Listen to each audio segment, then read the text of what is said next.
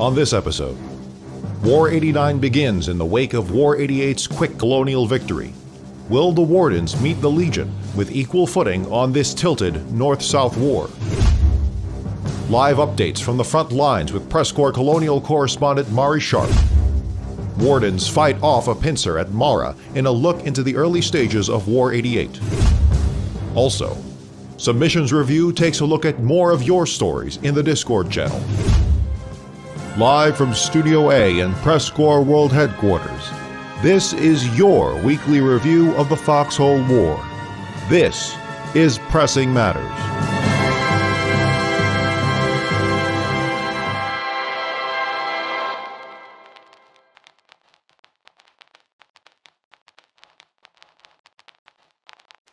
Good morning, afternoon, or evening. For the PressCorps, I'm Everett Way.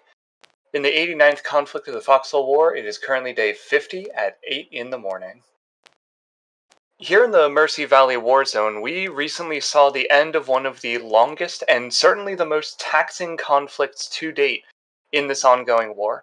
Conflict number 87 was a sumo match of a conflict, with the front line almost unmoving for up to a month at a time, so strong were both factions' offensives and personal drive. Until the Colonials were the first to buckle, allowing Wardens to stream into the eastern regions, tired, but victorious. It's no surprise that a ceasefire was called for both sides to rebuild and gather their wounded. What was a surprise, though, is how quickly the Legion bounced back, with conflict number 88 closing in rapid time. Indeed, the start of the conflict was reported on by our most recent Pressing Matters episode just weeks ago. Which brings us to today, day 50 of a new conflict, number 89. Wardens have claimed the recent aggression from the Legion to retake recently captured land was a break in the truce signed after the 87th conflict, and the battle lines have been redrawn, this time along the diagonal. From Origin in the southwest corner, through Westgate and Lockmore, all the way up through the Weathered Expanse, and up to Morgan's Crossing in the northeast, where the line set and the 89th conflict began. Combined deaths totaled so far in this conflict top 254,000 deaths, with the Wardens suffering 6% more casualties than the Colonials. The region with the highest combined death count so far is Deadlands at over 54,000 dead, though Origin and Westgate are very close behind. With a new war comes a reinvention of old tech, and in this case, we are seeing currently employed on the field armored car variants for both sides as the main pushing power. The Colonials have unlocked their unique 12.7mm tankette for suppressing fire on the front lines, while the Wardens have been employing their own prototype versions of their armored cars, both tracked 12.7mm and heavy 40mm variants. Despite this, infantry tactics still are the rule of law in these early stages of the war. And for our main story today, we actually have a live interview from one of our veteran reporters, Mari Sharp, sent to the brink of danger on the front lines. Mari, are you there? Can you hear us? Mari, can you hear me? Can you hear the battle going on in the background? We can hear you, but we can't quite hear the background. You might want to patch in on the radio. We can hear you just fine, though. Stand by while we get that live broadcast going. Mari, while you're setting that up, tell us where you are at the moment. Right, so it is day 50 here, the evening of day 50, here on the northeast corner of Godcrofts. The Colonials do have all the hard points in the region, and I think it might even be safe to say that they have the region almost locked down, except for this about 250 to 300 meter wide front that funnels in from the northern region of Morgan's Crossing. Wardens are bearing down on this sector. It is the only way that they can get in via land in the immediate known ways. The Colonials have the land flanks pretty much locked down, pretty much all the way to Endless Shore and even Weathered Expanse, of which half that region is under legionary control. The situation in front of me is as follows. It is about 20 meters between the two lines, Warden and Colonial, and it's just become an absolute meat grinder, as one can be expected here in the early days of the war. So far, I've been seeing tankettes and heavy armored cars being flung at each other in the front lines. Some of them trying to get antsy, and of course, some of that risk being rewarded appropriately with the destruction of their own vehicles.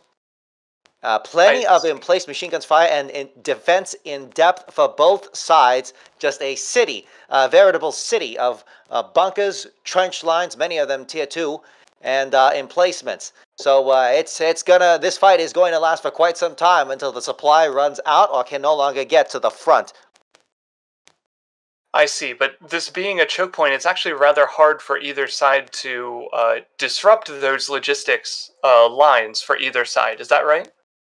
Correct. Again, unless either side decides to have some kind of amphibious raid via motorboat, I don't think that's going to be cut off anytime soon. It would have to be a very, very wide flank from well outside multiple regions. And looking at the geographic situation across the entire front line, across this the entire Siva Valley war zone, I don't think that's going to happen anytime soon. I see. So you said you're north of the town of Scodio here. There's not a lot of landmass for the wardens to have. How much defense in depth is there, or are they really pushed up against that region border? The region border, I would have to say no. They have, I want to say, at least 150 meters of depth.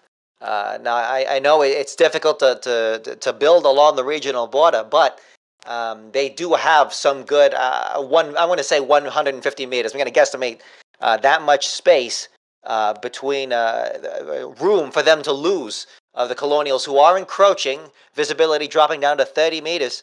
And the Colonials do have the momentum. They are throwing themselves, they're throwing their grenadiers at the very tip of the spear, aided by about 3 to 4 tankettes. I see. These are the tankettes that we mentioned earlier that the Colonials are employing. They're the 12.7 millimeter. They're machine gun tankettes, for those who might not know that. Correct. They're open-air tankettes, and they're facing off with field machine guns. So those two assets facing off against the Warden tracked. It's their their tracked version armored of the car, tanket. yeah. Correct. Tracked armored car and the heavy armored cars. I'm not quite sure where they went. They may have pulled back for now, and the Colonials are causing damage on the tip of that spear. The two roads that stem from Morgan's Crossing converge into a fork,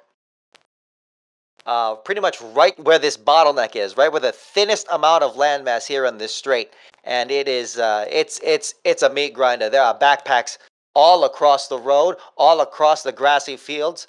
And both sides just continuing to throw men and material at it. In fact, nighttime has given both sides a little bit more confidence to maneuver, but that may prove to be too ballsy for both sides in terms of safety.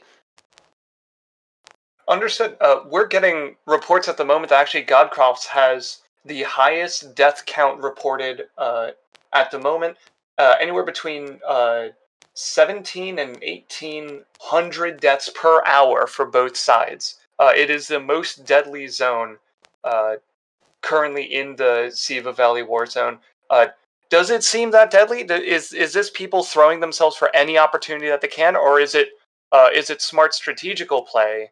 It's just extremely, extremely hostile in there. I don't know what's so smart about people yelling charge, if you can hear that in the background, but there's certainly a lot of that going on, a lot of stickies being thrown at the tankettes, and of course, as you know, that if they're throwing stickies, that means they're pretty darn close. And again, I think the nighttime is giving people 25 meters now visibility, dropping rapidly as before the moon can even come out. But yeah, it's definitely happening. Whoever crunched those numbers is crunching them quite right, because that's pretty much exactly what I'm seeing here. Right, this is just people throwing bodies at the problem while the cover of nighttime. It seems like they think there's an advantage. Whether that advantage is real or not, hard to say, it sounds like. You said the Colonials have momentum right now. Are they taking ground or just holding? Inches, meters. Just barely, but they are. The momentum is on their side. The tankettes are right up on the Warden lines, But the Wardens are going to make quick use of that to try and get close with the stickies. But they're in the field. Let me say this. Colonials they're on no man's land. That's where the momentum is. That's how far it is. And at the very least, the Colonials colonial engineers are able to rebuild the very front of their lines in the meantime. In fact, can you hear the gunfire in the background? No, we have not been able to hear any of the background sounds. I guess your radio on the front line is really good at masking all that stuff. You're going to have to go live for that. However, it sounds like a pretty good picture from what you're painting simply verbally. All right, hold on. Let me patch that through. Yeah. And How about let's that? see if we can get that. Stand by for our audience. For the Emperor! And that should be set. Double checking. Yes, we are getting audio now. All right, go ahead with what you were saying. With the audio saying some of the engineers were building up on the front line while the advantage is there. Well, they're certainly trying to. Yes, as the meat gets thrown into the pit, the Wardens are trying to rebuild in the meantime. In fact, I have a colonial engineer here. Excuse me, Second Lieutenant. I don't even know how to say that. Batsuai Kudokame. Can you hear me? I think he's busy. Lieutenant Colonel Hero, can you hear me? No, I think they're busy. It sounds like they're very busy, yeah. Yeah, they're busy digging away under the cover of night and under fire. Scavenge everything you can. Don't strain Lorgy even more. If you can... But engineers, just keep trying to lay down the planks to make a tier 2 trench out of this octagon. But they just can't do it. It's just getting shot up by the Wardens in the opposing line. Yeah, now that we have the audio patched through, it sounds like near constant gunfire from that emplacement machine gun and the field machine guns on the front line. We can hear those distinct sounds. Interesting to hear it now with your description to start, but actually hearing it sounds terrifying. Yeah, just a little bit. I'm looking here, and it's not like the Colonials even. Oh, hold on. I think we're seeing another rush. I think we're seeing another Grenadier rush. Distance 42. Let's see how far they get. I am now about 10 meters.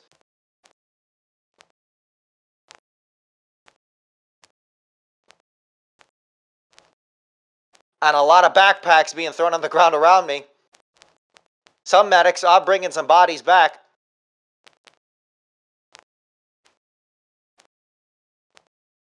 Oh, we got a... Let me through. We're back now. Please! Alright.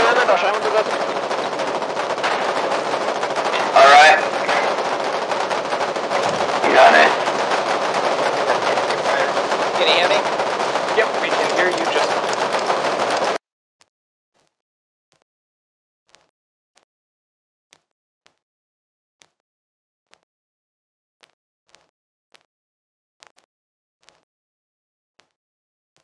Well, my name is Mike. I'm with the PressCorps. You're currently on the air, or at least close to being on the air.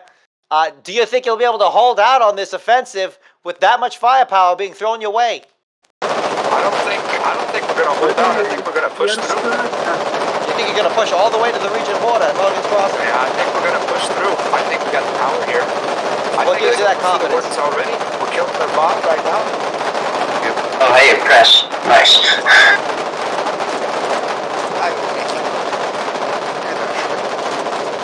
So, how's life being oppressed? Tune in and you'll find out. Everett, can you hear me? Yes, we can hear you just well. It sounds like they're pretty confident. Nice, keep it building up. We'll see if it's false or if it wind up being effective. But yes, they are finding a little bit of room to maneuver and push forward.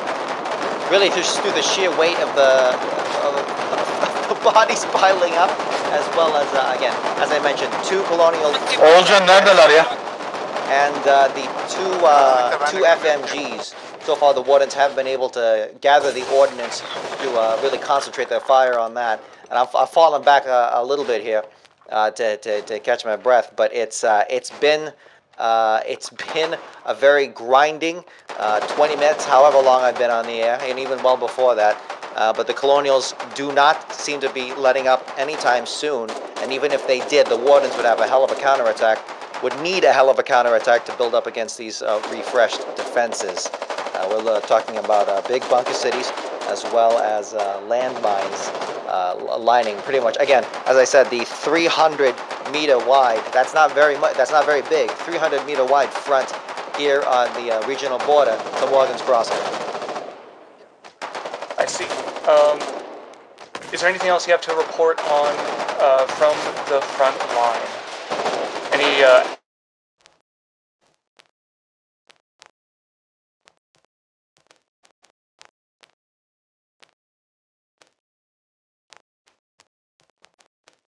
CD Chop, can you hear me? All right, well, he can't hear me. But regardless, yeah, it's definitely bloody, and it's a little bit fucked. So I think we'll leave it there. Fair enough. We'll see the outcome of this fight in this region in the days to come, I guess. Mari Sharp, thank you so much for risking life and limb to report from the front line. Yeah. There we go. And with that, we will patch out. Again, that was Mari Sharp. Thank you so much for you and all of our reporters reporting from the front line. We're going to take a step back and look at some of the major actions throughout this war so far.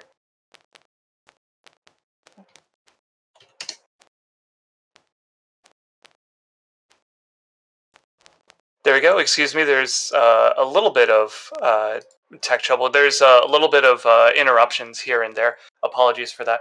As I was saying, we're going to take a step back and look at the major actions of the war so far to date. Since the start of the conflict, we've seen a major colonial offensive with all 5 neutral territories from the ceasefire agreement being claimed and secured by the Colonial Legion.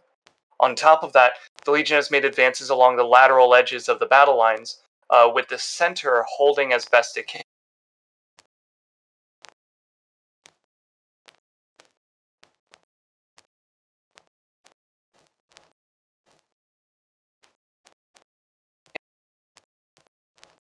Excuse me. Legion has made advances along the lateral edges of the battle lines, with the center holding, with notable exception for Morgan's Crossing, where Mari was just reporting from. The most aggressive movements have been seen in the southwest regions of Origin and Westgate, where so far 3 territories have been taken from the starting line.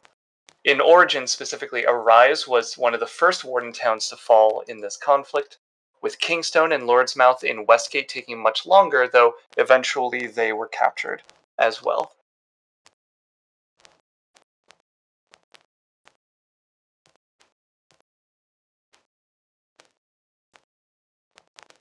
Continuing northward, Fearmore was a neutral territory at the start of the war, and now controlled by Colonials, though in 2 weeks or so after that, the Wardens, it took 2 more weeks, for the Wardens to leave the landmass to be pushed back west beyond the bridgeheads.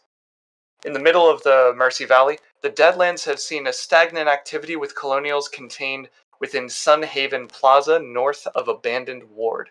Urban fighting continues with no end in sight. Both Marben Hollow and Weathered Expanse have seen heavy conflict, with new colonial territories there as well. Most notable of all this is the town of Maiden's Vale, captured by the Legion. Those strong Warden counterattacks from the west have prompted hasty defenses and quick responses by them. And lastly, but certainly the most northeast, Morgan's Crossing was perhaps the strongest defense line the Empire has held so far, while with their home territory advantage. Most of the fighting has been contained in the Velian Storm Valley, north of Lividus, but Warden secured that town late at night on day 35, using basic infantry and Mamone grenade tactics. The following morning, the sun rose to a dead relic base at Warmonger's Bay, closing out the entire region for the Empire. We heard the aftermath of that from Mari's report earlier. And that's all the news we have for this war. However, we have a news package from the previous war, War 88. We have prepared one that we weren't able to air last week since the war closed in rapid fashion. In this case, we will be hearing from Sam Clease talk about his experience and what he's calling the Pincer at Mara. Day 75. Colonial forces in the east of Faranac coast are able to rush from the two bridges that make up the buffer zone between Terra and Scythe. The Warden defenders are unable to defend due to the overwhelming force and are pushed in two directions. Several Wardens retreat to Iaxta, where they prepare for a counterattack, whilst the remainders are pushed down south in Mara. The forces down south are cut off from all logi, as the Mirror has become the new front line. This means all directions are filled with either colonial attackers or random partisans. The stranded are led by the 82nd DK Regiment, as well as several members of the 557DR. These wardens are stuck in a farm which has since been abandoned by its owner. The 82nd DK have taken up arms hiding in a barn which is being blasted with artillery from almost all directions. To the north is a colonial FMG which has been suppressing the wardens since the start of the retreat. All of this concluded with the idea that the wardens were going to be overrun. It was a matter of when. This was even determined by several of the wardens stuck fighting. Great, and how would you say that defense is going at the moment? Horrible. We are getting pushed back. They're just spamming us with mobile mortars and blowing up everything and then coming in and building as many rifle garrisons as possible. Down in the wheat fields, several structures were built into the dirt. Many non-aligned soldiers take position here and defended against any charges taken by the colonials. These colonials, however, appeared to be aware of this. Very few charges have actually occurred, with colonial forces seemingly hoping to starve and pick off the remaining forces. At around 17:00, colonial artillery begin to focus fire on the field lines. These shots are severely effective and take out several warden soldiers and even the warden barn. Luckily for the wardens, an hour later, several trucks were able to arrive and resupply the exhausted wardens. However, not much was given. Along with the trucks was an APC fielded by the 1ERBH regiment to assist the defending wardens. However, this was for naught, as colonial offenders had decided that this was the moment they would begin advancing on the fields. I'm quite confident that if we're going to have to be very lucky and the colonials do something very stupid in order to hold this position. Luckily for the wardens, the colonials had made a mistake. They were advancing in waves. This gave warden logistics enough time to resupply their soldiers even more. However, reports of partisans destroying logistic vehicles had reached the front line. Several soldiers were thinking of moving up north in order to take them out and secure a route. At some point, I had decided to accompany 82nd DK Dandyman in looking for these reported partisans. While we traversed, we were caught off guard by two colonial partisans hiding in a bush, and, unfortunately, my interview was cut short, along with my guide's life. Okay, so there are partisans near here, right? Mm-hmm. Did you run into any? Yeah, I ran into some earlier. You drove a truck and... Oh shit, that's them. I'm sorry, man, I have to leave you. No. Miraculously, I survived the 300 machine gun rounds fired point blank into my chest, don't ask how, and managed to get away. All it cost was my life savings. This is Sam Clease with the PressCorps. My hospital bills have put me in debt. We heard a little bit of the commercials earlier. We're going to continue to that commercial line and then come back afterwards for a submission review. We actually have a personal story from some of the colonial building and engineer regiments afterwards. However, we have to play these commercials first. As it is, it's law-abiding. These goods and services kind of support our broadcast, so we have to listen to these. Apologies, but enjoy as best you can. Your family is the most important thing in your life. You wouldn't let anything happen to them. But life isn't always so forgiving. When the worst happens, you know you can always turn to Sacred Maru, former horse hospital and healthcare for humans. Our expertly trained physicians, nurses, and marksmen are well trained and concerned only with your comfort, well-being, chances of recovery, and overall tolerance for pain. Sacred Maru, former horse hospital and healthcare for humans, when you need to end the suffering. Okay, if you just find yourself hyperventilating, that's okay. Okay. Just take a moment, we can do more Are you takes. ready? Okay, I only have a couple of minutes. Alright. Oh, hello everyone! This is Dylan Panini from Panini Realtor and Properties.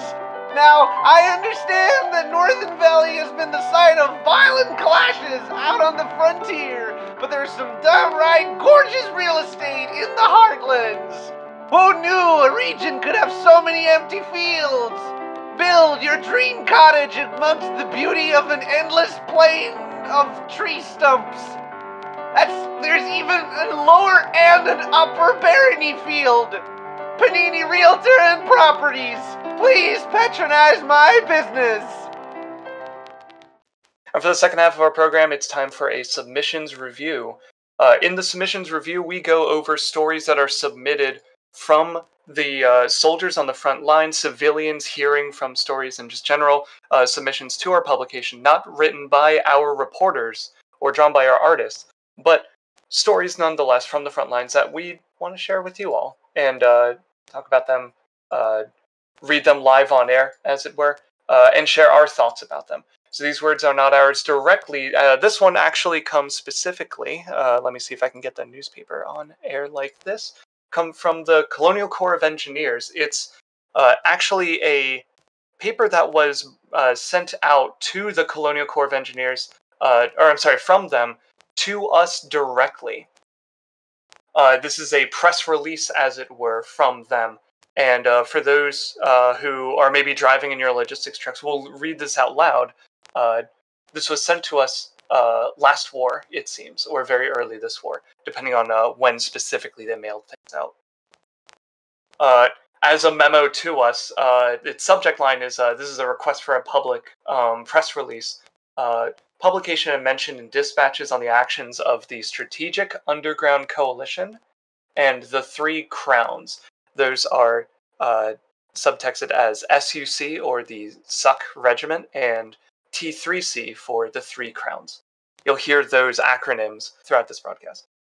Quoting from the Colonial Corps of Engineers, on behalf of Colonial High Command, we request the actions of these units and individual experts to be recognized in PressCorps World Headquarters' subsequent publication and mentioned in dispatches. Well, here you are getting that mention right about now. Continuing on the quote, the actions of the various units under the command of the SUC and T3C regiments contributed to the Colonial Force's astounding success on the Western and Center fronts. Utilizing the expertise of select individuals and the dedication of colonial logisticians resulted in the hasty establishment of 2 additional resource ports during the early stages of the war. The creation and continuous operation of Port Suck and Port Vienna, Port Vienna, created a faction-wide means of acquiring large quantities of necessary material needed for the manufacture of weaponry, equipment, and munitions that were essential for the Western and Center fronts. Actually, I'm going to interrupt my broadcast here. For those who have not heard of this, it is an interesting phenomenon that we have seen both the Warden Empire and the Colonial Legion adopt. And these are ports that are these are almost portable ports for logistics. Both sides have called them different things, but they are logistics ports for both land and sea operation of logistics, wherein one drives their freighter full of containers to receive raw materials, or a flatbed with its own container empty and full of raw materials, drive on up and replace it with a full container of the exact same thing that has been pre-mined up for any logistician to bring back to a refinery and refine that into refined materials of whatever the material may be.